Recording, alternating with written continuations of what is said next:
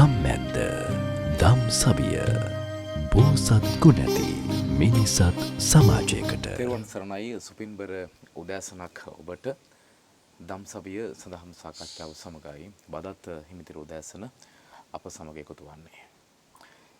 මෙලවත් පරලොවත් ධර්මයේ ශ්‍රේෂ්ඨ වෙනවා. යෝ ධම්මහාවේ රක්කති ධම්මචාරී යෝ ධම්මං පස්සති සෝමං පස්සති යනුවෙන් තථාගතයන් වහන්සේ දේශනා කළේ ධර්මය දකින්නවා කියන්නේ තමන් දැක්ක හා සමානයි කියලා. උන්වහන්සේගේ දේශනාව අපි අපේ ජීවිතවලට කොයිතරම් දුරකට බද්ධ කරගෙන තිබෙනවද? අපේ ජීවිතයේ අපි බලාපොරොත්තු වන මේ ගමන් මගට මේ ධර්මයේ ආලෝකයක් කරගන්නට අපි කොයිතරම් දුරකට උත්සාහ කරනවද කියන කාරණාව සාකච්ඡා කරන්නට අද දම්සවියෙන් අපි බලාපොරොත්තු වෙනවා.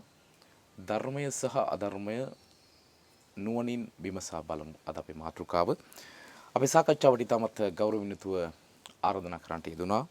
ඇමරිකාවේ වෙස්ට් වර්ජිනියා බෞද්ධ මධ්‍යස්ථාන අධිකාරී ආචාර්ය පූජ්‍ය ඇත්කඳවක සද්ධාජීව අපේ ගෞරවනීය ස්වාමින් වහන්සේ ඉතා ගෞරවයෙන් පද නමස්කාරයෙන් අපේ හඳුරන්නේ වහන්සේ පිළිගන්නවා සාකච්ඡාවට.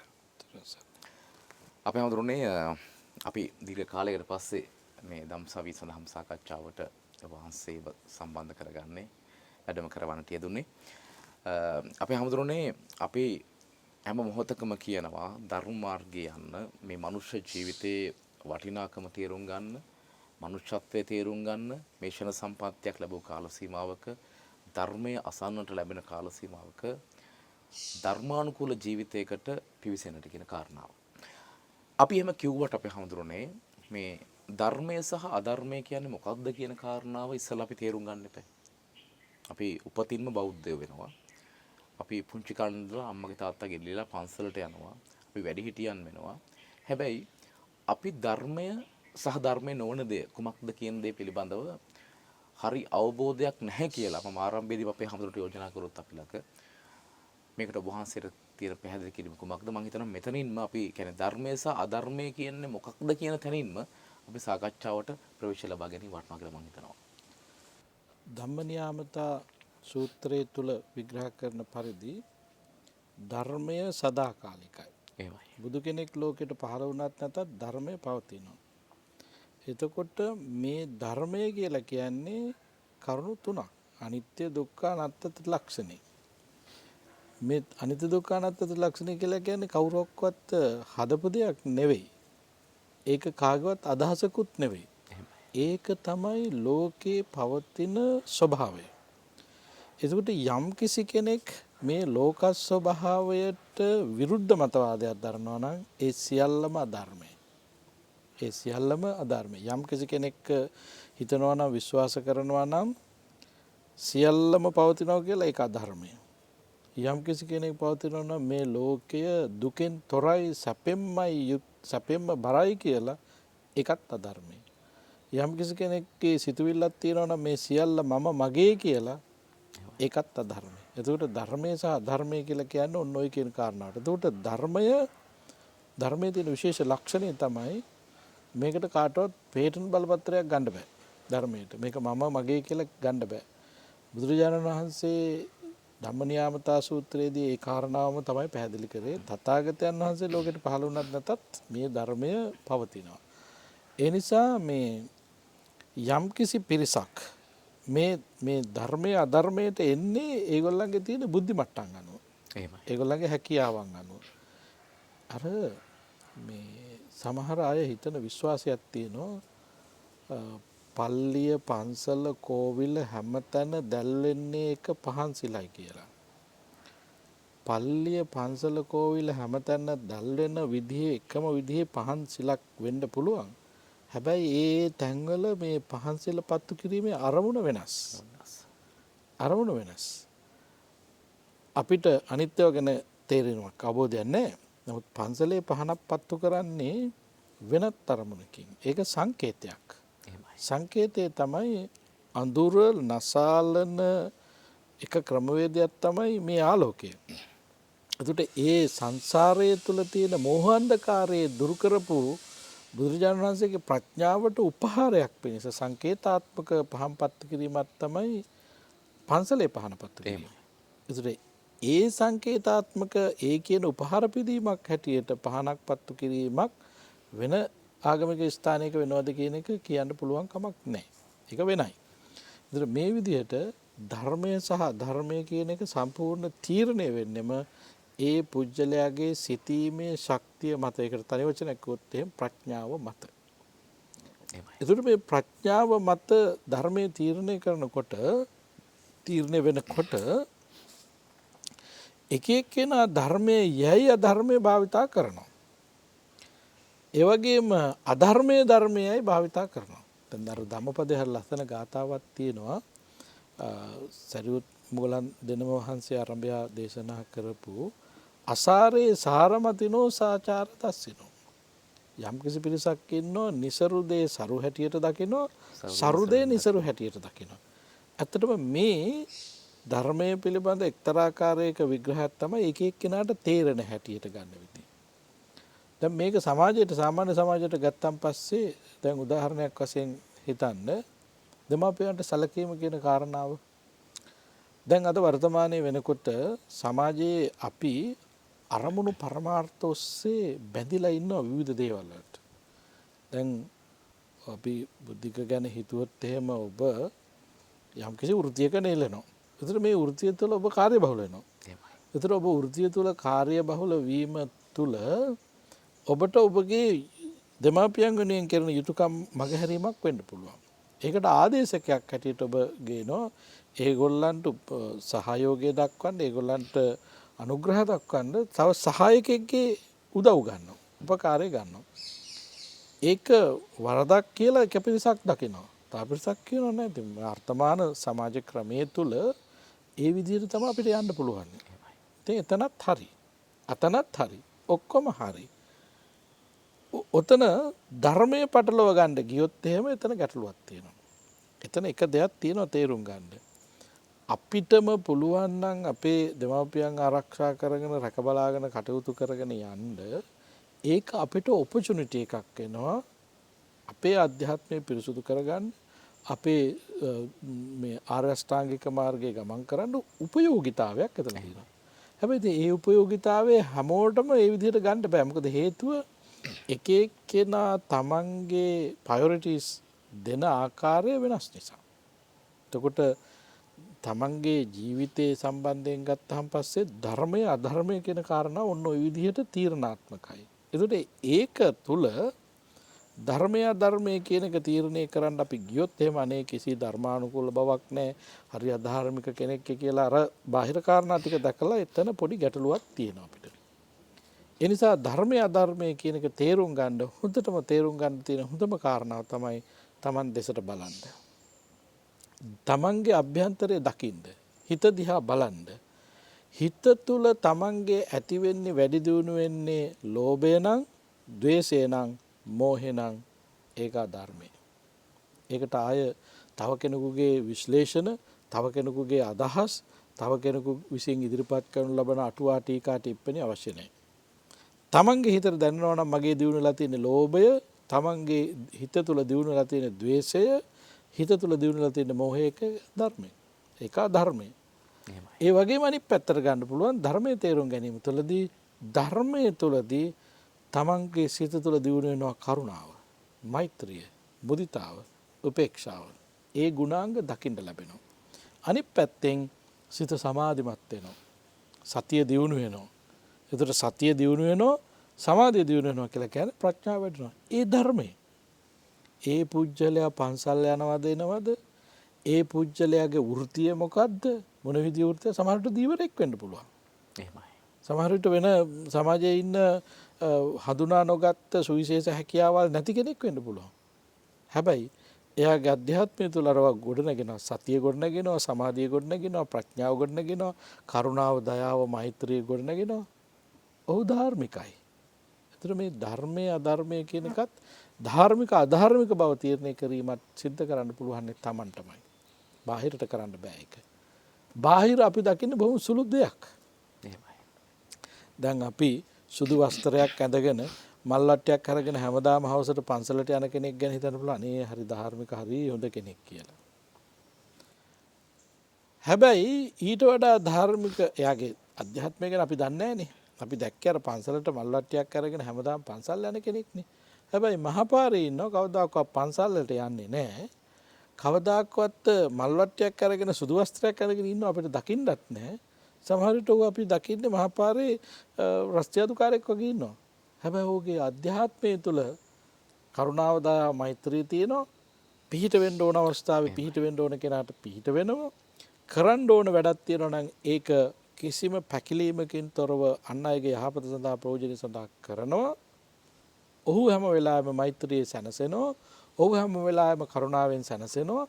අන් අයට මේ මෛත්‍රී කරුණාව දෙනවා. ඔහු ධාර්මිකයි. පන්සලට ගිහිල්ලා බුදුන් ඇඳේ නැතුණාට මල් පූජා කරේ නැතුණාට ධාර්මිකත්වයේ අභ්‍යන්තරය තුළ චිත්තසංතානය තුළ තියෙනවා. එතකොට මේ ධාර්මික භවයේ තියෙන ස්වභාවය තේරුම් ගන්නට බාහිර කාරණා වලින් දකින්න බෑ. ඕක තව විදියට විග්‍රහ කරගත්තොත් එහෙම ධාර්මික කෙනෙක්ගේ ප්‍රතිපදාව තුළ වැඩෙන්න ඕන සුවිශේෂ ගුණ ධර්ම තියෙනවා. දැන් අපි කතා කරනවා සප්ත බොජ්ජංග ධර්ම කියලා. එතකොට මේ ධාර්මික කෙනෙක් ළඟ සප්ත බොජ්ජංග කොට නැගෙන්න ඕන. එයාගේ සතිය වැඩෙන්න ඕන, සමාධිය වැඩෙන්න ඕන, උපේක්ෂාව දියුණු වෙන්න ඕන, ඊළඟට ප්‍රීතිය වැඩෙන්න ඕන. මේ ප්‍රීතිය කියලා කියන්නේ ඕලාරික ප්‍රීතියක් නෙවෙයි. මෙතන මේ කියන්නේ සංසුන් වීම හරහා තමන්ගේ චිත්තසංතානය තුළ ඇතිවන ප්‍රමුදිත භාවයක ඇති වෙන්න ඕනේ. ඉතින් ආන්න ධාර්මික කෙනාගේ ප්‍රතිඵල කාටද මේක දකින්න පුළුවන්කම තියෙන එයාටමයි. දැන් මට ඔබතුමාගේ හිත තුළ තියෙන ප්‍රීතිය මට දකින්න බෑනේ. ඔබතුමාගේ හිත තුළ ගොඩනගෙන සමාධිය මට දකින්න බෑනේ. ඔබතුමාගේ හිත තුළ තියෙන සතිය මට දකින්න බෑනේ. ඔබතුමාගේ හිත තුළ තියෙන උපේක්ෂාව මට දකින්න බෑ. ඒක තමන්මයි දකින්නේ. එනිසා ධාර්මිකව ජීවත් වෙන කෙනා ධාර්මික බව සහ ඒ ධාර්මික භවයේ ප්‍රතිඵල ඔහුමයි භුක්ති විඳින්නේ. මේ තමයි ධාර්මික අධාර්මික බව.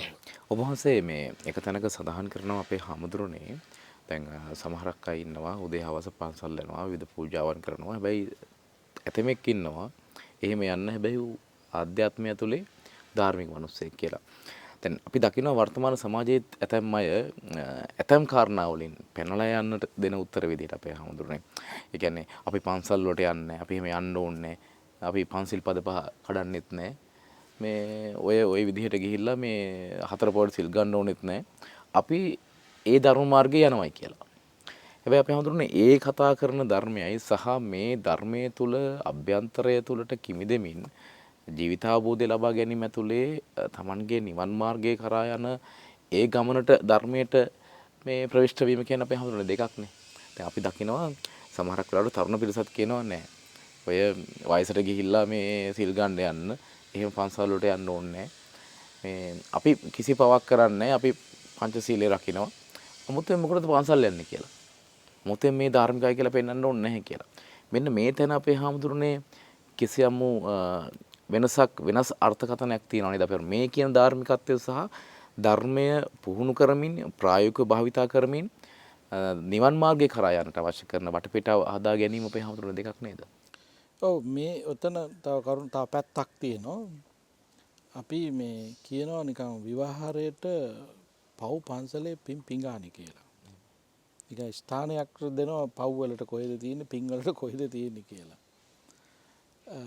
ඒක මම මේ විදිහට අත්දැකීමක් තුලින් කියන්නම්. අපිට දැන් සාමාන්‍යයෙන් අපේ ජීවිතේ ඩිසිප්ලින් කියලා එකක් අවශ්‍යනේ. දැන් ඔය සීලය කියලා කියන්නේ ඩිසිප්ලින් එක. එතකොට ඒ ඩිසිප්ලින් එකේ අවශ්‍යතාවය තමයි හිත සංසුන් කිරීම. එතකොට සීල ප්‍රතිපදාව තුලින් බලාපොරොත්තු වෙන එකම දේ තමයි ස්ට්‍රෙස් එකක් නැතුව ජීවත් වෙන කෙනෙක් ඉන්න එක. ඒක තමයි සීලය කියලා කියන්නේ. දැන් එතකොට මේ යම් කිසි කෙනෙක් ප්‍රකාශ කරනවා නම් මම පංචශීල ප්‍රතිපදාව තුල ඉන්නවා ඒ නිසා මම පන්සලට නොගියට කමක් නැහැ කියලා. එයා දන්නවා නම් එයා පංචශීල ප්‍රතිපදාව තුල ඉන්නවා ඒක තුල එයා සතුටු වෙනවා නම් ඇත්තටම එයාගේ ගෙදරත් පන්සලක් වෙනවා. එයා ඉන්නේ ගහක් යටද ඒකත් පන්සලක් වෙනවා. හැබැයි එහෙම නැතුව වංචනිකව යම් කෙනෙක් කියනවා නම් පන්සල් නොගියට කමන්නේ මම මේ නරක වැඩ කරන්නේ නැහැ කියලා එතන ප්‍රශ්නයක් තියෙනවා. ඔතන සියුම්ම තැන මෙන්න මේකයි. අපිට දැන් අපි කියමුකෝ උදාහරණයක් වශයෙන් යන්න ගමනක් තියෙනකොට කියන්නේ යන්න ස්ථානයක් අපිට තියෙනවා ඩෙස්ටිනේෂන් එකක්. ඒ ඩෙස්ටිනේෂන් එකට රූට් එකක් තියෙනවා. ඒ රූට් එකට වැටෙන්නේ නැතුව ඩෙස්ටිනේෂන් එකට යන්න බෑ. ඔයාට නුවරට මෙතන ඉඳලා යන්න ඕන නම් අනුරාධපුරයට යන්න ඕන නම් එතකොට ගාල්ලට යන්න ඕන නම් මාර්ග වෙනයිනේ ඩෙස්ටිනේෂන් වෙනයි. හැබැයි ඔය දැන් කෙනෙකුට පුළුවන් මෙහි ඉඳලා කොළඹ ඉඳලා නුවරට ගිහිල්ලා ගාල්ලට යන්න පුළුවන් වෙයි. මාර්ග තියෙනවනේ. කෙනෙකුට මෙහි ඉඳලා යාපනයට ගිහිල්ලත් ආපහු ගාල්ලට එන්න පුළුවන් වෙයි. ඒක වෙනමයි. හැබැයි ඍජු මාර්ගයක් තුළ ඍජු දැක්මකින් ගමන් කරනකොට අපි කියනවා නිවැරදි මාර්ගයට ප්‍රවේශ වෙන්න ඕනේ කියලා. ඒ වගේ අපි තියෙනවා ඇස කන නාසය දිව ශරීරය කියන මේ ඉන්ද්‍රියන් පහක් තියෙනවා. පංච ඉන්ද්‍රියන් තියෙනවා මේ මනසත් එක්ක ෂඩේන්ද්‍රියන්. එතකොට මේ ඉන්ද්‍රියන් තුලින් අපි කරන දේවල් ගැන අපිට අවබෝධයක් නැහැ. නමුත් ජීවත් වෙනවා කියලා කියන්නේ හැම වෙලාවකම මේ ඉන්ද්‍රියන් වලින් අරමුණක් ගන්න එක. ඇහෙන් අරමුණු ගන්නවා රූප හැටියට, කනෙන් අරමුණු ගන්නවා ශබ්ද හැටියට, දිවෙන් අරමුණු ගන්නවා රස හැටියට, නාසයෙන් අරමුණු ගන්නවා ගඳ සුවඳ හැටියට, ශරීරයෙන් අරමුණු ගන්නවා ස්පර්ශ හැටියට, මනසෙන් අරමුණු ගන්නවා සිතුවිලි හැටියට. ඒතර මේ ගන්න අරමුණු වල මල කියන එක ගත්තන් පස්සේ ලස්සන අවලස්සනයි. ශබ්ද කියන එක ගත්තන් පස්සේ මිහිරි අමිහිරි. දිව කියන එක ගත්තන් පස්සේ ඒකේ ගන්න අරමුණු වල තියෙනවා රසයි නීරසයි. නාසයෙන් ගන්න අරමුණු වල ගඳයි සුවඳයි. ශරීරයෙන් ගන්න අරමුණු වල තියෙනවා පහසුයි අපහසුයි කැමැති අකමැති. ඉතින් මේ විදිහට අපි අරමුණක් ගන්න සෑම අවස්ථාවකදීම අපි අන්ත දෙකකට වැටලා ඉවරයි. යම් රූපයක් ලස්සනයි කියලා ගන්නකොට අපි තෘෂ්ණාවත් එක්ක බැඳලා ඉවරයි. අපි අවිද්‍යාවත් එක්ක බැඳලා ඉවරයි. යම් රූපයක් අවලස්සනයි කියලා ගන්නකොට තෘෂ්ණාවත් එක්ක බැඳිලා අවිද්‍යාවත් එක්ක බැඳිලා විතරක් නෙවෙයි ද්වේෂයත් එක්කත් බැඳිලා අපි. හැබැයි ඒ සිතුවිලි ටික අපි හඳුනාගන්නේ නැහැ. මෙන්න මේ தત્ත්වය නිසා උදේ ඉඳලා හවස වෙනකන් ඇස කන නාස ආදී ඉන්ද්‍රියන් තුලින් අරමුණු ලබා ගැනීම කියලා කියන්නේම කුසල් අකුසල් දිනු කරන එකමයි. අර අන්න ඒ නිසා තමයි අපි හදන්නේ පන්සලට යන්න ඕන පොයේ දවසට. එදා දවස විශේෂ උත්සාහයක් වීර්ය වැඩිමක් කරනවා. මං අද දවසේ මේ අෂ්ටාංග සීලය සමාදන් වෙලා ඉන්නවා. ඉතින් ඒකට සපෝට් එකට බණ දේශනා තියෙනවා, ධර්ම සාකච්ඡා තියෙනවා, සක්මන් භාවනාව තියෙනවා, මේ වැඩපිළිවෙලක් තියෙනවා. ඒ මොකද අරකට සහයෝගය දෙන්න. ඉතින් ඒ නිසා පන්සල කියන ආයතනයත් පන්සලේ තියෙන පොය ප්‍රෝග්‍රෑම් එක කියන එකත් තුල තියෙන්නේ අර අපි වැරද්දට යන්න තියෙන අවස්ථාව වළක්වලා යහපතේ යෙදෙන්න ඕන දේ ඉදිරියට පවත්වාගෙන යාමට සහයෝගය දක්වීම. ඉතින් ආධ්‍යාත්මික දියුණුවයි ඉන්නවා. ආධ්‍යාත්මික දියුණු හොඳ වීරියක් තියන අයට ඇත්තටම පන්සලට යන්න ඕනේ. හැබැයි නිකන් අර ඕලාරික වචන භාවිතාවට අපි පන්සල් ගියේ නැතුනට අපි වැරදි කරන්නේ නැහැ කියන එක තුල ඒ සත්‍යතාවය නැහැ. එතන තියෙන්නේ වෙනත් කාරණාවක්. එතන තියෙන සමහරට කම්මැලිකම, එතන තියෙන සමහර විට නොදන්නාකම, එතන තියෙන සමහර විට වෛරය වෙන්නත් පුළුවන්. ඒ නිසා ඉන්න තැනම Tamante ඒකපත් ඒ ස්ථානයේම පන්සලක් බවට පත් කරගන්න පුළුවන්. ඒ තුල තියෙන්න ඕන තමන්ගේ ධර්ම අවබෝධය. ඒ තුලින් තමයි පුළුවන්කම තියෙන්නේ. අපේ හැමෝටම මේ අපි ධර්මයේ සහ ධර්මය නුවණින් මෙනෙහි කරමු තේරුම් ගනිමු කියන මාතෘකාවද කතා කරන්නේ. දැන් වහන්සේ එක්තරා තැනක සඳහන් කරනවා මේ අපි තුල නැත්නම් අපි අර කණ්ණාඩියක් නැත්නම් අපි යම් කිසි විදිහකින් අපේම ප්‍රතිබිම්බයක් අපිට බලා ගන්න පුළුවන් නම් අපි මොකද්ද මේ කරන්න කියලා ඒක වටිනවා කියලා. අපේ හැමදෙරුනේ මේ පඹයක් තරම් වූ ශරීරය ඇතුලේ අපි කියනවා මේ ලෝකයේ තියෙන්නේ කියලා. ධර්මයේ තුල බුදු පියාණන් වහන්සේ සඳහන් කරනවා ඒ කාරණාව. අපි මිනිසෙක් විදිහට මිනිසෙක් විදිහට මේ ලෝකෙට ආවට පස්සේ මේ මනුෂ්‍යකමේ නැත්තම් මේ මිනිසත් භවයේ වටිනාකම අපේ හැමදෙරුනේ හරියට තේරුම් අරගෙන නැහැ කියලා කිව්වොත් මේ තේරුම් ගැනීමත් එක්කයි අපි ධර්මයේ අධර්මයේ වටිනාකම තේරුම් ගන්නයි කියලා මම අපේ හැමෝටම යෝජනා කරොත් මොකද අපේ හැමෝටනේ අපි අතිශයකාරී බහුල ජීවිතය කියන්නේ අපි විවිධ අරමුණු පස්සේ හඹාගෙන යනවා විවිධ අල්ලා ගැනීම පස්සේ අපේ හැමෝටම අපි හඹාගෙන යනවා සමහර වෙලාවට ඒවා ජීවිතයේ අවසාන කාල සීමාවෙ තමයි අපේ හැමෝටනේ අපිට ඉලක්ක ළඟා කරගන්න පුළුවන් වෙන්නේ මුළු ජීවිත කාලෙම එකම හැල්මේ අපි දුවලා තියෙනවා ආපහු හැරලා බැලුවට පස්සේ අපි කරගත්ත දෙයක් නැහැ කියන පසුතැවීම අපේ හඳුනන අපි අතේ තියෙනවා. හැබැයි මේ ලෝකාවබෝධය අපේ හැමෝටම මේ ජීවිතාවබෝධය අපට ලබා ගන්නට පුළුවන් නම් ජීවිතේ තරුණ කාලේ මේ ධම්සාවේ සාකච්ඡා අපේ හැමෝම අපි වැඩිපුර කරන්නේ තරුණ සම්බන්ධ කරන ලංකාවේ විවිධ පළාත් වලට ගිහිල්ලා මේ තාරුණ්‍යයට ජීවිතාවබෝධය ලබා දෙනවා ධර්මාවබෝධය අපේ හැමෝටම ලබා දෙනවා. දැන් මේ කාර්යබහුල ජීවිතය ඇතුලේ ධර්මය අපේ හැමෝටම අපිට මගහැරෙන්න පුළුවන්. භික්ෂුන් වහන්සේලාගේ ඇසුර අර කිව්වත් වගේ විහාරස්ථානවල ඇසුර ධර්මයේ කියවන්න තියෙන අවස්ථා අපේ හැමෝටම මගහැරෙන්න පුළුවන්. ඒ නිසා කොහොමද මේ ජීවිතයේ වටිනාකම අපේ හැමෝටම අපි තේරුම් ගන්න. අපි ගොඩක් වෙලාවට අපි කවුද? අපි මේ ලෝකෙට ආවේ ඇයි? මේ මනුෂ්‍ය ජීවිතයේ වටිනාකම අපි කොහොමද තේරුම් ගන්න? මේක හරයාත්මක පැත්තකට හරි තැනකට අපි මෙහෙව ගන්න ඕනේ ඇයි කියන ප්‍රශ්නේ අපේ හැමෝටම අපි අපෙන් අහන්නේ. මෙතනට කොහොමද අපි ප්‍රවේශය ගන්නෙ? ඒක හරිය වැදගත් කාරණාවක්. අපිට අපේ ජීවිතයේ අරමුණ පරමාර්ථ මොනවද කියන එක තේරුම් ගැනීම අතිශයම වැදගත්. ඒක තමයි අපි කරන්න ඕන දේ. මම ඒකට මෙන්න මේ විදිහට ප්‍රවේශයක් ගන්නම්. දැන් අපි අපේ පුජ්‍යලයකගේ ජීවිතයක් ගත්තාම ඒ ජීවිතේ විවරණය කරගන්නකො අපි. පුංචිම කාලයක් තියෙනවා ඉපදිච්ච ගම. පුංචිම කාලේ වෙන මොකුත් නැහැ. අඬනවා, කිරිබොනවා, නිදා ගන්නවා. අම්මා ළඟට වෙලා ඉන්නවා, තාත්තා ළඟට වෙලා ඉන්නවා, අඬනවා, කිරිබොනවා, නිදා ගන්නවා. ඒක තමයි යාගේ සැනසීම. ඊට පස්සේ ටිකෙන් ටික මේ ශරීරයේ වැඩෙනකොට අපි විවිධ ක්‍රියාකාරකම් වල යෙදෙනවා. ඒ තුලින් සතුට වෙනවා. දැන් අම්මත් එක්ක, තාත්තත් එක්ක, පවුලේ අනිත් අයත් එක්ක, අසල්වාසී ඥාති හිතවතුන් එක්ක විනෝද වෙනවා. විනෝදේ තමයි එතන තියෙන්නේ. එතන සතුට වෙනවා. ඊළඟට ඉස්කෝලේ යනවා. ඉස්කෝලේ ගිහිල්ලා බලාපොරොත්තු වෙන මොකද්ද? ඒත් සතුට.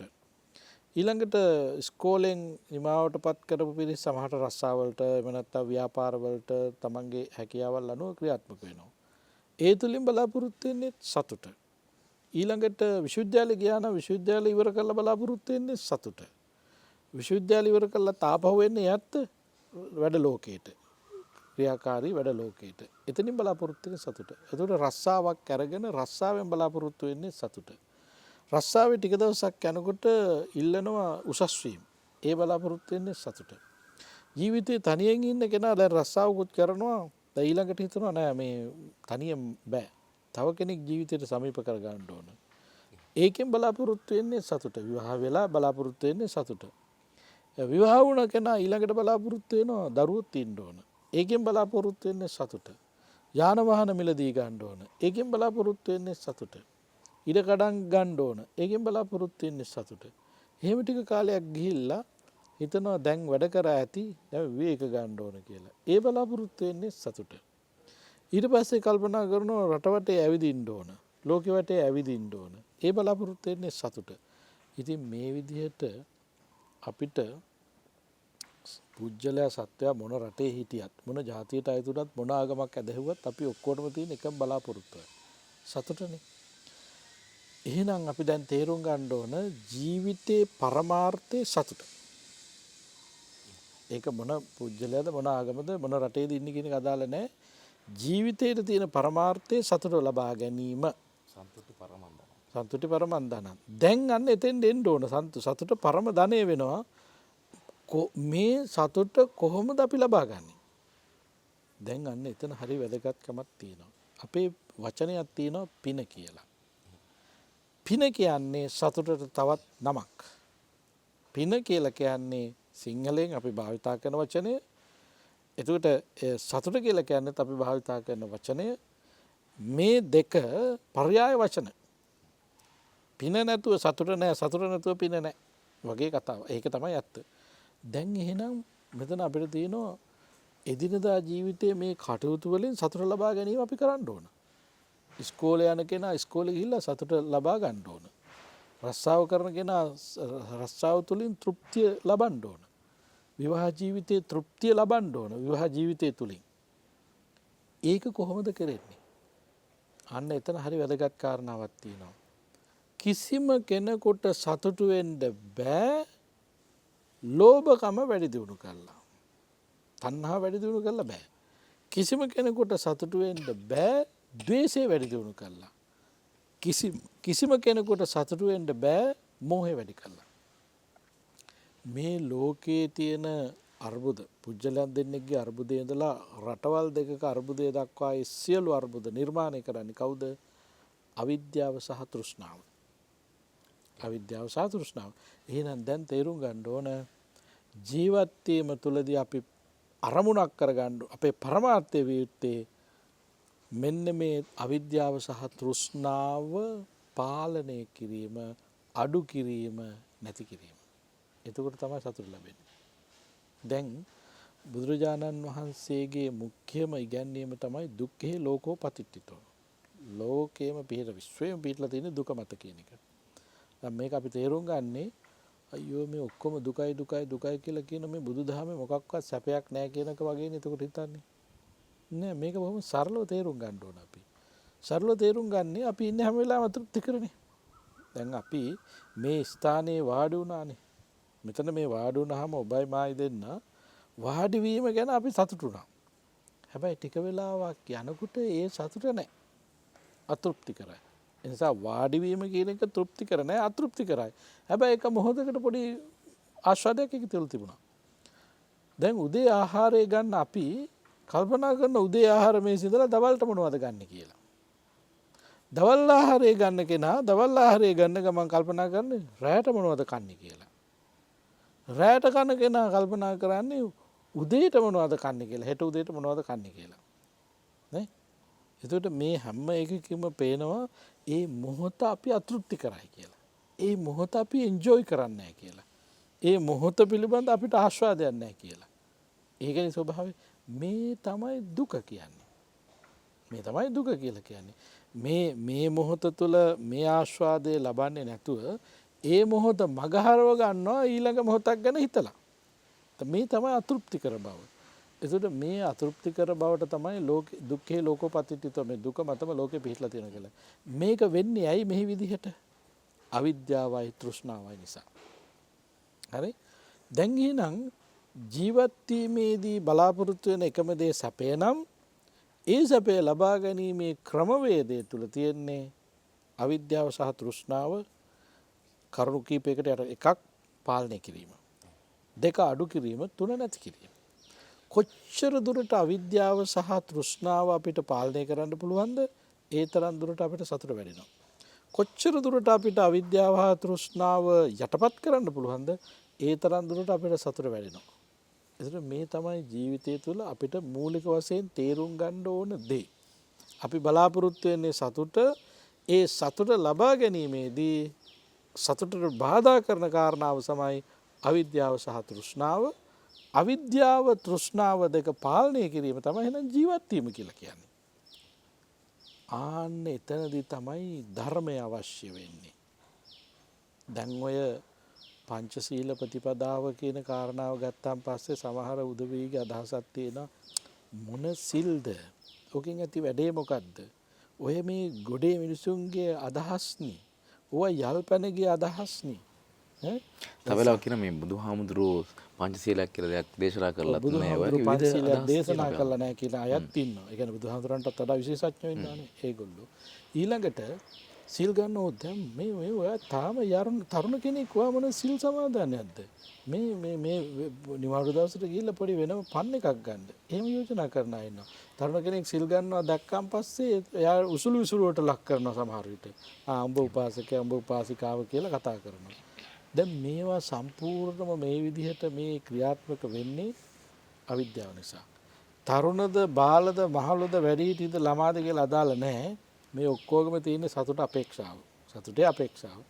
ඒ සතුට ලබා ගන්න ඕන නම් ඒ සතුට තියෙන්නෙම අවිද්‍යාව සහ තෘෂ්ණාව දෙක යටපත් කිරීම. ඒ නිසා තරුණ බාලු මලු කතාන්තරයක් වැඩන්නේ මේ අවිද්‍යාව සහ තෘෂ්ණාව යටපත් කරන්න තියෙන එකම වැඩපිළිවෙලයි තියෙන්නේ. ඒ වැඩපිළිවෙල ක්‍රියාත්මක කරන්න ඕන අපි. එතකොට අපි සතුටින් ඉන්නේ. ඉතින් පංචශීල ප්‍රතිපදාව කියන කාරණාව මේවා ගැන ප්‍රශ්න කර කර ඉඳලා බුදුහාමුදුරුවෝ මේක දේශනා කරාද වෙන කෙනෙක් මේක දේශනා කරාද කියලා හොය හොයා ඉන්නවට වඩා වැදගත් වෙන්නේ මේක ඇප්ලයි කරලා බලන්න මේකෙන් තමයි මොනවද ලැබෙන්නේ කියන එක. ඒකනේ වෙන්න ඕනේ.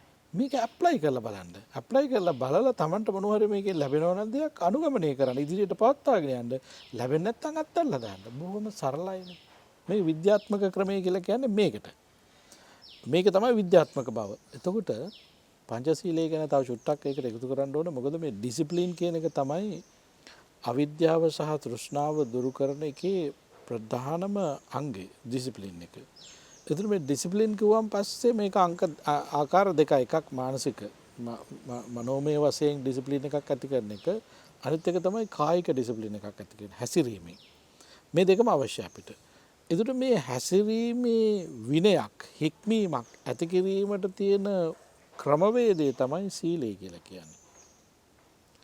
දැන් ප්‍රාණඝාතයෙන් මම වළකිමි කියලා තමන්ට පොරොන්දුවක් කරනවා. සීලය කියන්නේ ඒකනේ. ඇයි තමන් ප්‍රාණඝාතයෙන් වළකින්නේ කියලා දන්නවද අපි? ඒතන තමයි තියෙන්න ඕන අවබෝධය තුළ. ඇයි මම ප්‍රාණඝාතය නොකරන්නේ? මොකද්ද හේතුව? මම ප්‍රාණඝාතය නොකරන්නේ ඒක හොඳ නැති වැඩක් නිසා නෙවෙයි. ඒ හොඳ නැති වැඩක් කියන එක එක එක්කෙනාට වෙනස් වෙන්න පුළුවන් අර්ථය. කෙනෙකුට හොඳ දෙයක් තව කෙනෙකුට නරක වෙන්න පුළුවන්. ඒ නිසා එතන නෙවෙයි. ඇයි මම ප්‍රාණඝාතය නොකළ යුත්තේ? අන්න එතනදී එන්න ඕන අත්තානං උපමං කත්තා නහනයන ගාතේ. තමයි උපමාවට ගන්න ඕන. ඊළඟට වැදගත්ම දේ තමයි හේතුඵල සම්බන්ධය දකින්න ඕන. හේතුඵල සම්බන්ධය තමයි ලෝකයේ තියෙන සුවිශේෂතම විද්‍යාත්මක ක්‍රමවේදය. ඉමස්මින් සති ඉදං හෝති. මේ ඇති කල්ලි මේ වෙයි. ඉමස් උප්පාදා ඉදං උප්පජති. මේ උපදිනු කල්ල මේ උපදී. ඉමස්මින් අසති දන්න හෝති. මේ නැති කල්ලි මේ නැති වෙයි. හරි? දැන් එතකොට මෙන්න මෙතන තියෙනවා මේ විද්‍යාත්මක ක්‍රමවේදයේ පංචශීල ප්‍රතිපදාව තුළ. අත්තාන තමන් උපමාවට ගන්නවා. මම මගේ ජීවිතයට කැමතිද? ඔව්. මගේ ජීවිතේ හානි කරනවට කවුරු හරි මං කැමතිද? නැහැ. මගේ ජීවිතයට තර්ජනයක් වෙනවට හිරිහැරයක් වෙනවට පීඩාවක් වෙනවට මං කැමතිද? නැහැ. මං කැමති නැහැ. දැන් ඔන්න මං කැමති නැහැ. මං කැමති නැති නිසා මං අදිස්ථාන කරගන්නවා කවුරු හරි මට ඇයි හානි කරන්නේ? ඉමස්මින් සති ඉදං හෝති. මගේ ළඟ වෛරී සිතුවිලි, මැරීමේ සිතුවිලි, හිරිහැර කිරීමේ සිතුවිලි, අන් අයට ක්‍රෝධ කිරීමේ සිතුවිලි තියෙනකොට ඉමස්මින් සති ඉදං හෝති. මේ ඇත්ත වෙනවා. මට විරුද්ධව අනිත් අය වෛර කරනවා. මට විරුද්ධව අන් අය නරක වැඩ හානි කරන දේවල් සිද්ධ කරනවා. දැන් මෙන්න මේ විද්‍යාත්මක මේ විශ්වීය නීතියනේ. මේ විශ්වීය නීතියට ගරු කිරීමක් හැටියට තමයි මම සතුන් නොමරමි කියලා මං අදිස්ථාන කරගන්නේ. විශ්වීය නීතියට හිසෙන්නේ. ඉතින් මේක කාටවත් කියන්න පුළුවන්ද මේක බුදුදහමට පටහැනි කියලා? එතකොට මේ සම්පූර්ණ බුදුරජාණන් වහන්සේ කියන්නේ මේ බුදුදහම. මේ බුදුදහම කවුරක්වත් විසින් ක්‍රියේට් කරපු එකක් නෙවෙයි. මේක නිර්මාණයක් නෙවෙයි. මේ ලොව පවතින සදාතනික ධර්මය, සත්‍යය, යථාර්ථය. ඊළඟට සොරකම් කිරීමත් එහෙමම තමයි. මම එකතු කරගත්ත දේ මම එකතු කරගත්තේ මගේ අවශ්‍යතාවයට. යම් කිසි කෙනෙක් ඒක ගන්නවා නම් මම කැමති නැහැ.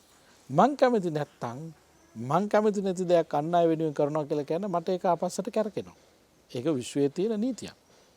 දැන් ওই විශ්වයේ තියෙන ඔය නීතිය බුදුරජාණන් වහන්සේ හඳුන්වලා දෙනවා යාතිසං වපතේ බීජං තාදිසං හරතේ පලං.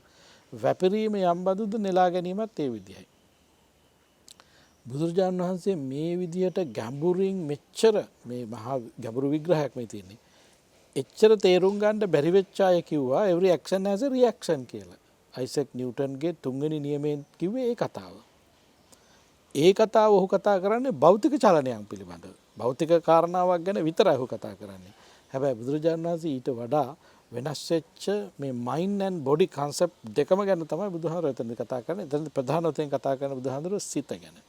එතකොට මේ පැත්තෙන් යම් විදියකින් හිත දූෂණය වෙනවාද ඊර්ෂ්‍යාව, ක්‍රෝධය, වෛරය, පරිගැනීම කියන මේ කාරණා හරහා ඒ හිත දූෂණය වීමම අනිත් පැත්තට කැරකිලා Tamanට එනවාමයි. ඒකෙන් පුජ්‍යලෝ දූෂණය වෙනවා. පුජ්‍යලගේ දූෂණය වීම නිසා අපේ වචන දූෂණය වෙනවා. අපේ ක්‍රියාව දූෂණ කාලී ක්‍රියාවක් වෙනවා. ඉතින් මේ ක්‍රමයට තමයි සමාජය පිරිහෙන්නේ. එතකොට මේ සමාජයේ පිරිහීම වළක්වා ගන්න හිත සංසුන්ව පවත්වාගෙන යන්න හිත නිරෝගිමත් මනසක් ගොඩනගා ගන්න භාවිතයට තියෙන ක්‍රමවේදය තමයි විනය කියලා කියන්නේ. ශික්ෂණය කියලා කියන්නේ. පාලි විග්‍රහයට වචනේ තමයි සීල කියලා කියන්නේ. සීල කියලා කියන්නේ.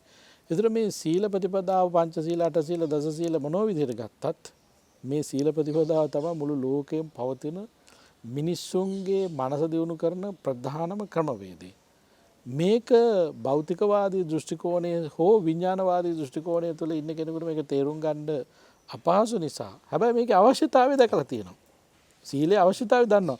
ඒ සීලේ අවශ්‍යතාවය දන්න හින්දා තමයි හැම රටකම කොන්ස්ටිටියුෂන් එක ව්‍යවස්ථාවක් තියෙනවා. හැම රටකම හැම සංස්කෘතියකම තියෙනවා norms values taboos කියන ඒවා.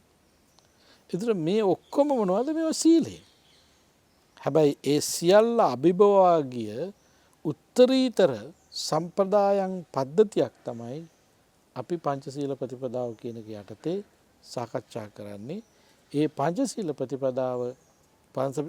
ප්‍රතිපදාවෙන් තොරව අපිට මිනිහෙක් ගැන කතා කරන්න පුළුවන්කමක් තියෙනවද කියලා බලන්න. සාමගාමී සමාජයක් පිළිබඳ අපිට කතා කරන්න පුළුවන්කම තියෙනවද? මිනිසුන්ගේ සතුටක් ගැන අපිට කතා කරන්න, සත්වයන්ගේ සතුටක් ගැන අපිට කතා කරන්න පුළුවන්කමක් තියෙනවද? එකක්වත් නැහැ. ඒ නිසා අපේ සතුට, අපේ මිනිසත් බව, අපේ සදාචාරාත්මක බව, සංස්කෘතිය මේ සියල්ලටම තියෙන පදනම තමයි සීලය කියලා කියන්නේ. ඒක පංචශීලය වෙන්න පුළුවන්, දසශීලය වෙන්න පුළුවන්, අටශීලය වෙන්න පුළුවන්, ඕනෑම සීලයක් වෙන්න පුළුවන්. පදනම උතන. ඉතින් සීල ප්‍රතිපදාව තුළ එහෙමනම් මේ ධර්ම ප්‍රතිපදාවට නතු වීම සම්බන්ධයෙන් ජීවිතයේ අරමුණු පරමාර්ථ සම්බන්ධයෙන් අතිශය වැදගත් කාර්යභාරයක් තියෙනවා. දැන් මේ සීල ප්‍රතිපදාව තුළ නැති කෙනෙකුට ධර්ම ප්‍රතිපදාවක් නැති කෙනෙකුට සතුටක් ආරක්ෂා වෙන්නෙත් නැහැ. ජීවිතයේ තියෙන අරමුණු ජයග්‍රහණ කරන්නත් බෑ. කාල කළමනාකරණය කරගන්නත් බෑ. සම්පත් කළමනාකරණය කරගන්නත් බෑ. එතකොට ඒවට අවශ්‍ය කරන සහාය ලැබෙන්නේ සීල ප්‍රතිපදාව තුළින්. දැන් අපි දන්නවා අපිට ජීවත් වෙන්න තියෙන කාලය බොහොම කෙටි කාලයක්.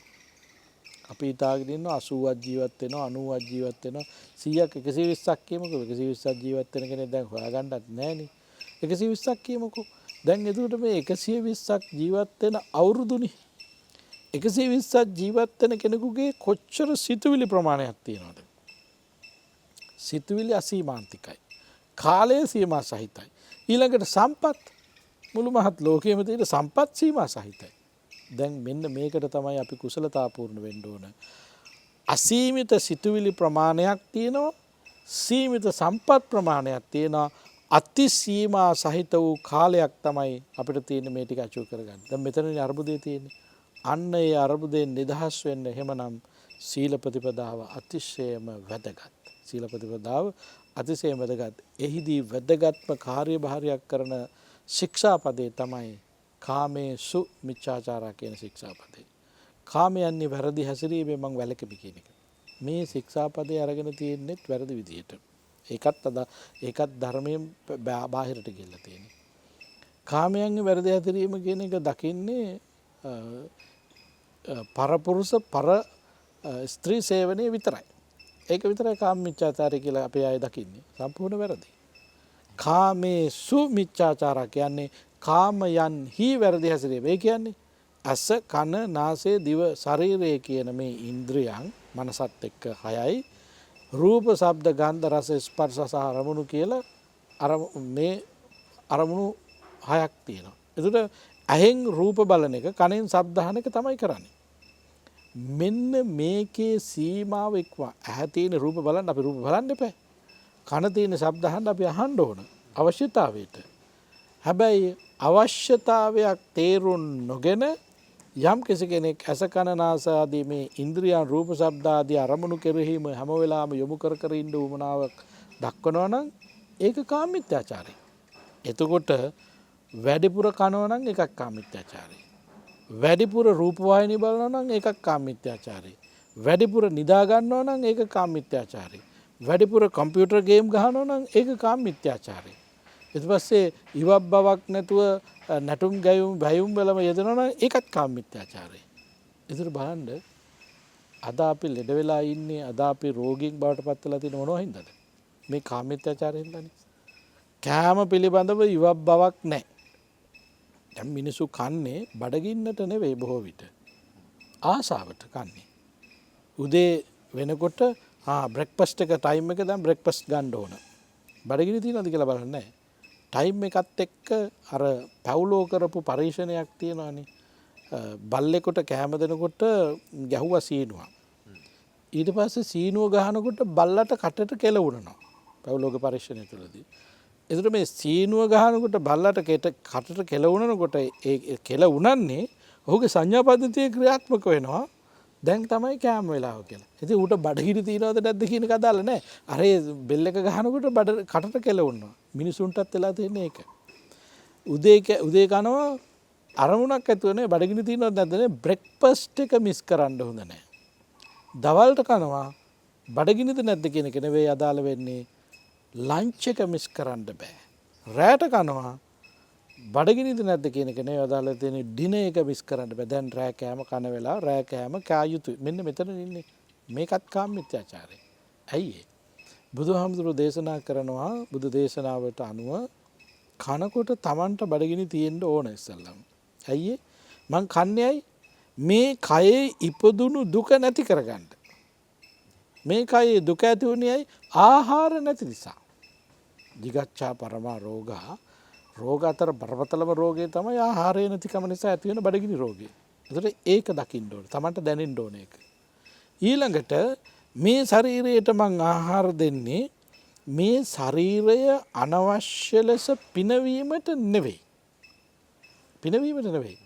දුක නැති කරලා ඉදිරි කටයුතු සඳහා ශරීරය උපයෝගී කරගන්න. මේ තමයි ශරීර අවශ්‍යතාවය. එතකොට මේ කියන අවශ්‍යතාවයට එනකොට විද්‍යාත්මකව දැන් තහවුරු කරගන්නවා ලෝකේ කරන පරීක්ෂණවලදී මේ කැලරි 600ක් 800ක් වගේ ප්‍රමාණයක් දවසකට ආහාරයක් ගත්තොත් හොඳටම ඇති කියලා. ඉතින් අපි අපේ මේක අදාළ වෙන්නේ නැහැ සමහරට මේ වැඩෙන ශරීරය තියෙන පුංචි ළමයිට. මම කියන්නේ මේ මදිවිය වැඩිහිටි විය අයට මේ ආහාරය කියන එක ලොකු කාරණාවක් නෙවෙයි. නමුත් ඒ ආහාරයේ පමණ දැනගෙන නොගැනීමත් ආහාරයේ අවශ්‍යතාවය දැනගෙන ආහාර නොගැනීමත් නිසා තමයි අද බහුතරයක් දෙනා ලෙඩ වෙලා තියෙන්නේ.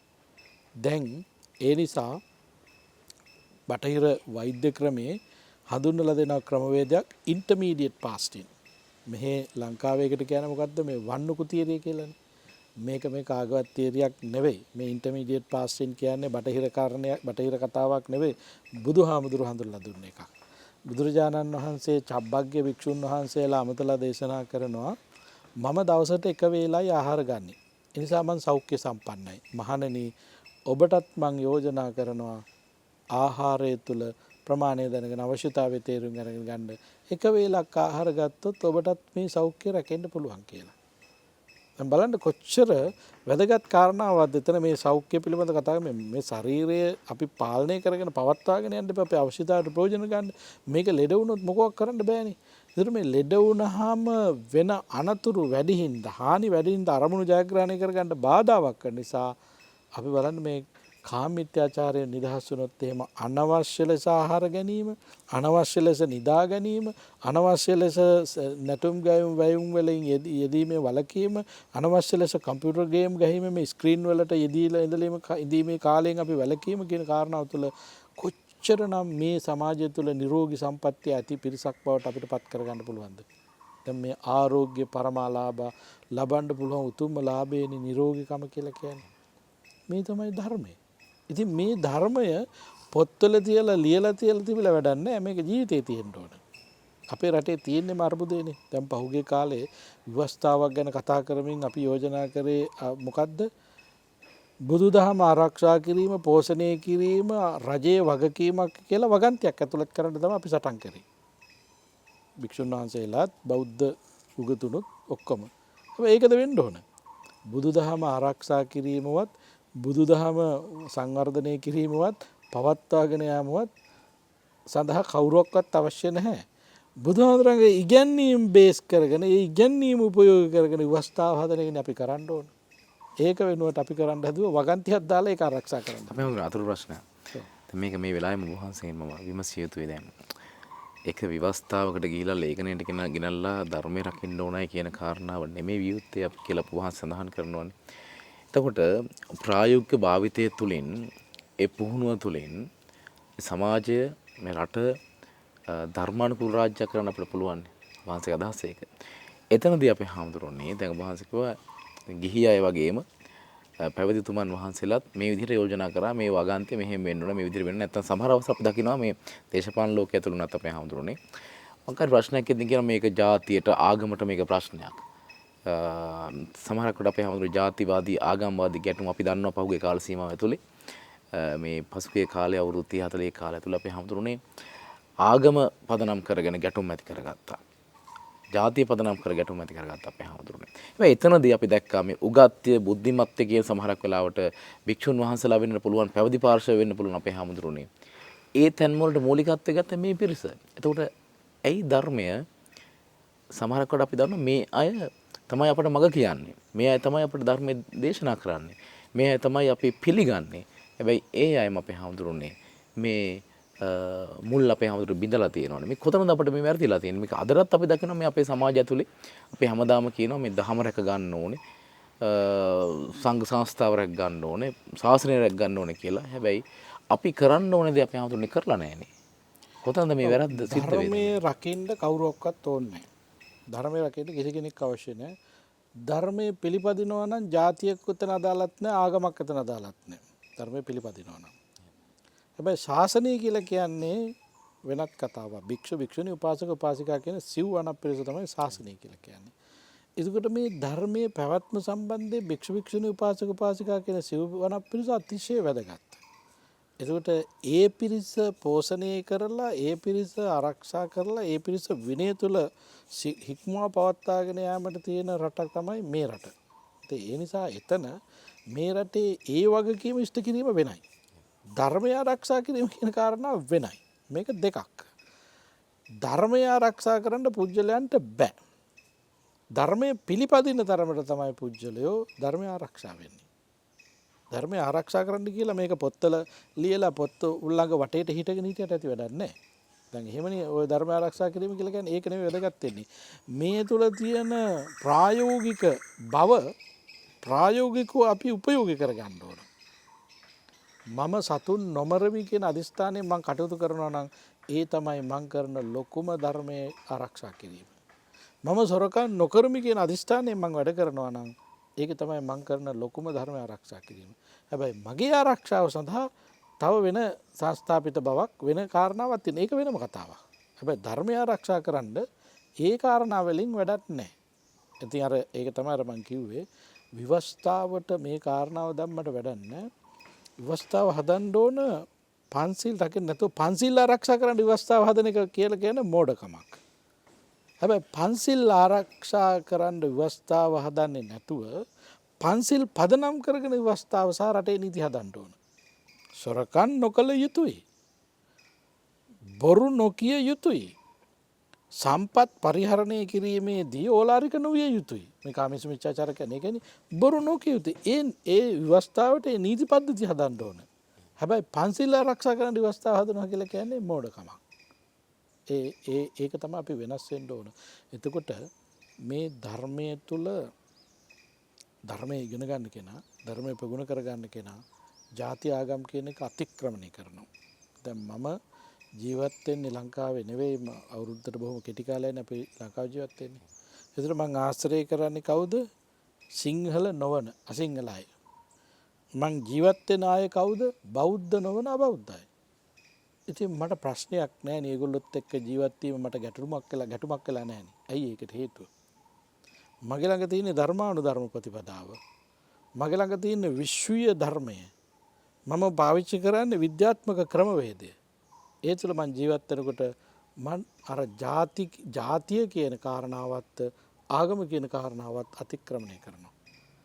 අර බටහිර විද්වතෙක් සහ මේ මම හිතන්නේ කාල් මාක්ස් කියනවනේ ආගම අබින් කියලා. ආගම අබින් කියලා කියන සංකල්පය එන්නෙම ආගම තුල තියෙන අභිචාර හරහා තමන්ට තියෙන ස්වාධීනත්වය නැති කරගෙන ස්වාධීනත්වය වෙන කෙනෙකුට ආරෝපණය කිරීම. මේකනේ ලොකුම ගැටලුව. මිනිස්සෙක් හැටියට අපිට දිනු කරන්න පුළුවන් ශක්්‍යතාවයන් කොච්චර තියෙනවද? හැබැයි ඒ ශක්්‍යතාව වෙන කෙනෙකුට බාර දීලා, බාහිර කෙනෙකුට බාර දීලා එයා තමයි මාව මෙහෙවන්නේ කියලා ගත්ත ගමන් ඉවරයි. දැන් මේ නිසා තමයි ආගම අබින් එන්නේ. බුදුරජාණන් වහන්සේගේ ඉගැන්වීම් තුළ කවර ආකාරයවත් එහෙම ඉගැන්වීමක් නැහැ. ඔබගේ කුසලතාවය ඔබ විසින් දියුණු කළ යුතුයි. දැන් බුදුහාමුදුරුවෝ තමන් වහන්සේ ගැනම දේශනා කරනවානේ තුම් මේ කිච්ඡං ආතප්පවක් කහතරෝ තථාගතෝ මම හුදෙක් ගුරුවරයෙක් පමණයි. මගේ කාර්යභාරය මඟ පෙන්වීමයි. ඒ මඟ ගමන් කිරීමේ වගකීම තියෙන්නේ ඔබටයි. තුම් මේ කිච්ඡං ආතප්පවක් කහතරෝ තථාගතෝ. ඉතින් ඒ නිසා එතන බුදුහාමුදුරුවෝ මාව විශ්වාස කරන්න කිව්වෙත් නැහැ. බුදුහාමුදුරුවෝ මාව සරණ යන්න කිව්වෙත් නැහැ. බුදුරජාණන් වහන්සේ අපිට කිසිම අවස්ථාවකදී උන්වහන්සේ අනුගමනය කරන්න කියලා දේශනා කළත් නැහැ. ඉතින් එහෙනම් උන්වහන්සේ තියෙන විවෘත මාර්ගයක් දීලා තියෙන. ඒක ආගමක් නෙවෙයි. ඒක දර්ශනයකුත් නෙවෙයි. ඒක ජීවන ප්‍රතිපදාවක්. ඒ ජීවන ප්‍රතිපදාව ඔබ අනුගමනය කළොත් ඔබට ප්‍රතිඵල දකින්න පුළුවන්. ඔබ සතුන් නොමර හිටපුවාන් පස්සේ ඔබ ළඟ ආධ්‍යාත්මික ගොඩනැගෙන සුවය ඔබම විඳින්නේ. ඒක බාහිර කෙනෙකුට දකින්න පුළුවන් දෙයක් නෙවෙයි. ඔබ බොරු කියන්නේ නැති කෙනෙක් වුණාන් පස්සේ ඒ තියෙන මානසික සහනය ඔබම විඳින්නේ. ඒක තව කෙනෙකුට දකින්න තියෙන දෙයක් නෙවෙයි. බාහිර කාරණාවක් නෙවෙයිනේ. ඔබ මත්ද්‍රව්‍ය මධ්‍යසාර භාවිතා නොකරනකොට ඒ මත්ද්‍රව්‍ය මධ්‍යසාර භාවිතා නොකිරීම නිසා ඔබට ලැබෙන ආධ්‍යාත්මික ආස්වාදය ඔබ විඳිනවා මිස තව කෙනෙක් නෙවෙයි. ඒ නිසා තමයි අපි යෝජනා කරන්නේ මත්ද්‍රව්‍ය මධ්‍යසාර භාවිතාව හානි කරයි එකෙන් වළකින්න කියන එක ඒ වැළකීමෙන් ලැබෙන ආනිසංස තමන් ඉදින එකක්. ඒ නිසා කිසිම ආකාරයකින් අපි ඒවා ප්‍රොමෝට් නොකළ යුතුයි. ඒක ප්‍රොමෝට් නොකළ යුතුයි. කවුරු හරි ඒවා පිළිබඳව වගකීමක් දෙනවා නම් නෑ ඒවා හොඳයි ඒවා වෙන්න ඕන දේවල් ඒවා කළ යුතු දේවල් ඒක තමයි මිනිසුන්ගේ සතුට තියෙනවා කියලා කියන්නේ අන්න අවිද්‍යාවට මිනිස්සු තල්ලු කරන එක. ඉතින් ඒක තමන් විසින් ලබාගත යුතු ආධ්‍යාත්මික දියුණුවක ප්‍රතිඵලයක් වෙන නිසා අපි ඒවට සහභාගී නොවේ. අපි කළ යුත්තේ අපි තම තමන්ම පෞද්ගලිකව මේවා අධ්‍යයනය කරලා මේවා ඇප්ලයි කරලා ඒ ආස්වාදය තුළ අපි රැඳෙන්න. එහෙම අපි හඳුනනද අපි මුලින්ම කිව්වෙත් ඒකයි මේ ධර්මය අධර්මය අපි නුවණින් විමසා බැලීම වටනවා කියන කාරණාව. වහන්සේ සඳහන් කළේ ඒ කාරණාව. මොකද අපි තුලින්ම අත්විඳලා අපිට මේ බොහෝ දේවල් තේරුම් ගැනීම හැකියාව තියෙනවා. තමන් තුළින් ජීවිතය දකින්නට උත්සාහ කිරීම තුළින් අපට මේ යථාබෝධය ලබා ගැනීමට හැකියාව තිබෙනවා. අපි හැමෝටම අපි සාකච්ඡාවේ අවසාන මිනිත්තු කිහිපෙ ඉඳලා ඉන්නේ.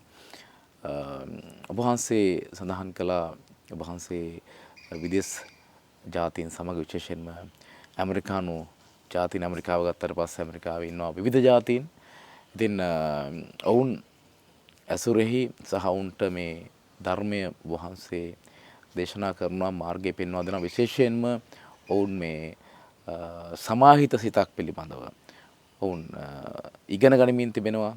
මේ සිත පිළිබඳව වහන්සේ භාවනාව පිළිබඳව විශේෂයෙන්ම මේ බටහිර ජාතීන්ට දැනුම ලබා දෙන මඟ පෙන්වන වික්ෂුන් වහන්සේ නමක් අපේ හැමදෙරුනේ මේ ධර්මය ආගම ජාතිය ඉක්මවා ගිය දෙයක්. මේක විශ්ව සත්‍යයක් අපේ හැමදෙරුනේ සහ විශ්වීය දහමක්.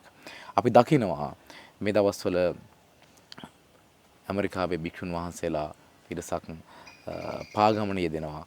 මුළු ලෝකයේම අවධානයට ගත්ත සාමී පාගමනක් අපේ හැමදෙරුනේ. මේක කහසිවුර පිළිබඳව බුදුපියාණන් වහන්සේගේ ශාසනය පිළිබඳව මේ උතුම් ධර්මයේ පිළිබඳව ලෝකයට පණිවිඩයක් ලබා දෙන අවස්ථාවක් අපේ හැමදෙරුනේ. ඉතින් වහන්සේත් ඇමරිකාවේ ඉඩවෙසන භික්ෂුන් වහන්සේ නමක් විදිහට අපි දකිනවා අපේ හැමදෙරුනේ සාමාන්‍යයෙන් මේ පිරිත් නූල අපේ හැමදෙරුනේ මේ දින ගණනාවක්නේ පාගමන පටන් අරගෙන දැන් මග දෙපසට ඇවිල්ලා අපේ හැමදෙරුනේ කඳුළු සලමින් වන්දනාමාන කරනවා පිරිත් නූල් බැඳ ගන්නවා සහ ලොකු දහම් කාරණා කියන්නේ අපේ හැමදෙරුනේ. එතකොට මේ ධර්මයේ තුල බුදුන් වහන්සේගේ දේශනාව තුල තියෙන ඊටාම සියුම් කාරණා නිදහස නිවීම සාමය තව කෙනෙක් කෙරෙහි තියෙන කරුණාව මෛත්‍රිය මේ දේවල් අපේ හැමදෙරුනේ මේ ලෝකයක් වෙළඳගමින් තිබෙනවා. හැබැයි අපි කොයිතරම් දුරකට මේ දේවල් අපේ ජීවිතේට බද්ධ කරගෙන තිබෙනවද? මෙන්න මෙතන අපේ හැමෝම ප්‍රශ්නේ තියෙන්නේ. එතනක් තියෙන්නේ සහ අපි කතා කරන මේ ධර්මය සහ අධර්මයේ තේරුම් ගැනීම. මේ නව පුනරුද්දේ මේ ලෝකය විද්‍යාත්මක වශයෙන් දියුණුලා තියෙන ලෝකයේ බොහෝ දේවල් ගවේෂණය කරන ගහරු වෙන්න පුළුවන්. ඉතින් එහා අපි ග්‍රහලෝක ගවේෂණය කරන මිනිස්සු જાතීන් අපේ හැමදෙරෝනේ මේ ධර්මයේ සොයාගෙන යමින් තිබෙනවා.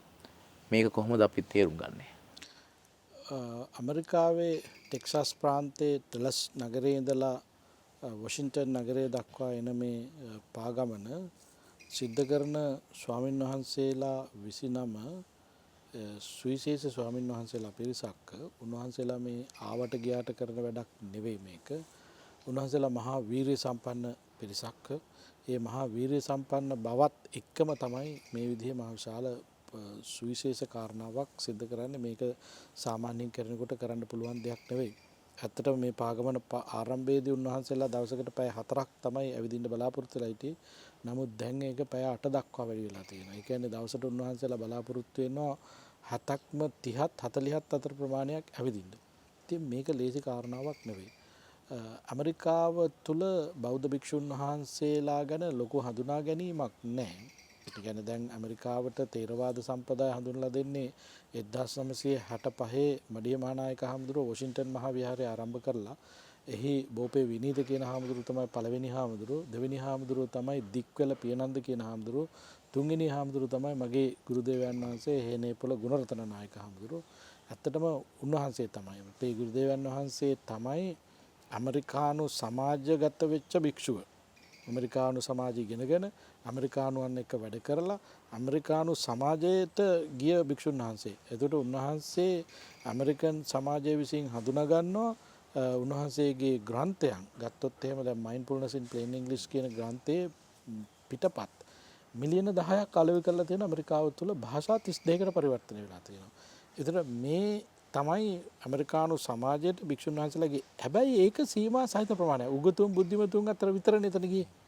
අද මේ පාගමනත් එක්ක විශාල පිරිසක් මේ භික්ෂුන් වහන්සේලා කෙරෙහි ආකර්ෂණය වෙලා තියෙනවා. දැන් දින කීපයකට උඩදී ජෝර්ජියා ස්ටේට් එකට ආවන් පස්සේ ජෝර්ජියා ස්ටේට් එකේදී වෙනත් පිරිසක් ප්‍රොටෙස්ට් කරන උන්වහන්සේලාට විරුද්ධව.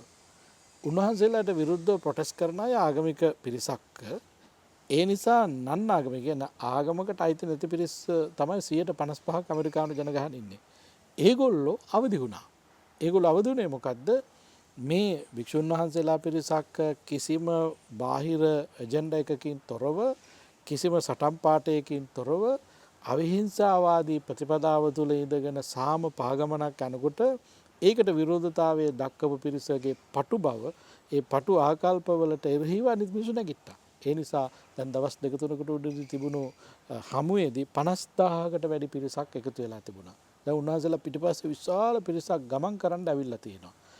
උන්වහන්සේලා ඉල්ලීමක් කරනවා එන්න එපා මේක කරන්න අමාරු වැඩක් කියන එක. නමුත් කැමැත්තෙන් ඒ නගරවල මිනිස්සු එන්න පටන් අරන් තියෙනවා. ඊළඟට CNN එක Fox වගේ channel වල මේ වගේ ඇත්තටම මේ බුදුදහම ගැනවත් ආසියාතික මොනවත් දෙයක් ගැනවත් එදී කතා කරේම නැහැ. භික්ෂුන් වහන්සේ කෙනෙක් ඉන්ටර්වයුව කරා නම් CNN එකේ ඉන්ටර්වයුව කරේ මෙතෙක් කාලයක් දලේලාමතුමා, තික්නාත්තාන්තුමා, අපේ නායක හමුදුර එනේපොළ ගුණරතන නායක හරු වගේ අය පමණමයි. වෙන කිසි කෙනෙක් ඉන්ටර්වයුව කරනවා අපි දැකලවත් නැහැ. නමුත් දැන් දිනපතා මේ පාදචාරිකාව ගැන අප්ඩේට් සම්පෙනවා. Fox TV එක, CNN එක ඔක්කොම. ඇන්ඩර්සන් කූපර් කියන මාධ්‍යවේදියා වෙනමම එයාගේ වැඩසටහන් වලදී මේ සඳහා කාලය අරගෙන තියෙනවා. මම දැක්කා පහුගිය දවස්වලම ඇන්ඩර්සන් කූපර් කියලා කියන්නේ টොප් ලෙවල් එකේ ඉන්න ලෝකේ මාධ්‍යවේදියෙක්. ඔහු දැන් වෙනමම ඒ සඳහා කාලය අරගෙන තියෙනවා. ඒ වගේම විශේෂ YouTube නාලිකා කරන අය, විශාල මිලියන් සංඛ්‍යාත ෆලෝවර්ස්ලා ඉන්න YouTube නාලිකා තියෙන අයගේ ප්‍රධාන පුවතක් බවට පත් වෙලා තියෙනවා මේක. ඉතින් ඒකේ සුවිශේෂ කාරණාවක් වෙනවා රාලෝකා කියන සුනකයා. ඔහු නිකන් ඇමරිකාවේ අයිකන් එකක් බවට පත් වෙලා තියෙනවා දැන්. ඒතර මේ කියන සියලු කාරණා ඔස්සේම යන්නේ මේ ධර්මයේ අධර්මයේ තුල තියෙන ඒ කාරණාවමයි. ඒ කියන්නේ ධර්මයේ කියන එක ආගමෙන් තොරයි, ජාතියෙන් තොරයි. ධර්මයේ කියන එක සෑම සත්වයකටම අවශ්‍යයි. ධර්මයේ තුල තමයි සෑම සත්වයකටම සැනසීම තියෙන්නේ. ඒ නිසා ඇමරිකානු ජනතාව කියලා කියන්නේ භෞතිකව ශක්තිමත්යි. භෞතික කියලා කියන්නේ මුදල් මිල මුදල් තියෙනවා. අවශ්‍යතාවයන් සියල්ල ඒගොල්ලන් සම්පූර්ණ වෙලා තියෙනවා. හැබැයි ආධ්‍යාත්මික වශයෙන් ඒගොල්ලන්ට තියෙන ආධ්‍යාත්මික දියුණුවේ ඌනතාවයක් තියෙන නිසා ඒගොල්ලෝ හොයනවා ආධ්‍යාත්මය.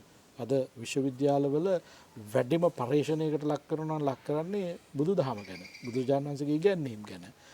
සෑම මම දකින සමහර විට හිතා ගන්න බැරි අධ්‍යයනස් වලත් බුදුදහම ගැන සාකච්ඡා කරනවා. ඊළඟට නියුරොලොජිස්ලා අතර වැඩිපුරම පරීක්ෂණ කරන්නේ අද බුදුදහම ගැන. බුදුරජාණන් වහන්සේගේ ඉගැන්වීම් ගැන. ඒතර ඒකෙන් පේනවා මේ ආගමක් ලෙස පටු නොවන බුදුරජාණන් වහන්සේගේ ඉගැන්වීම් ඒක විශ්වීය අවශ්‍යතාවයක්. ඒ විශ්වීය අවශ්‍යතාවය මනාව පිළිඹු වෙනවා මේ සාමපාගමනත් එක්ක.